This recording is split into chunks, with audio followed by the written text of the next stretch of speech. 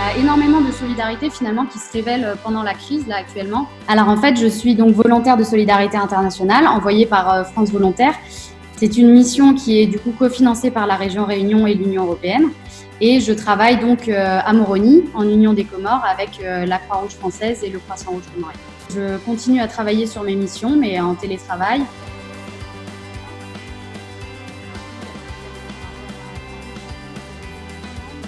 Et puis j'apporte aussi un appui à la délégation territoriale de la Réunion, donc de la Croix-Rouge française à la Réunion, où j'apporte un appui au niveau de la mise en place du dispositif particulièrement Croix-Rouge chez vous.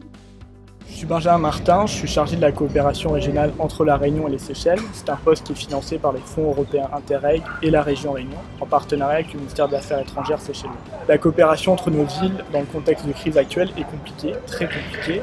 On l'imagine bien, cependant elle est possible et même très utile. J'ai deux exemples qui le prouvent parfaitement. Le premier, c'est que depuis le 10 avril, les équipes médicales du département de la santé des Seychelles et le CHU de la Réunion ont organisé des échanges à distance toutes les semaines.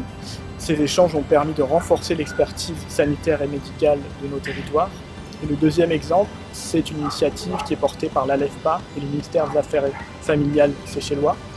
Comme on le sait, le confinement pose un vrai risque d'augmentation des violences domestiques et les deux partenaires se sont associés pour échanger sur leur expérience propre à distance et proposer en même temps des nouvelles actions pour lutter contre ce fléau.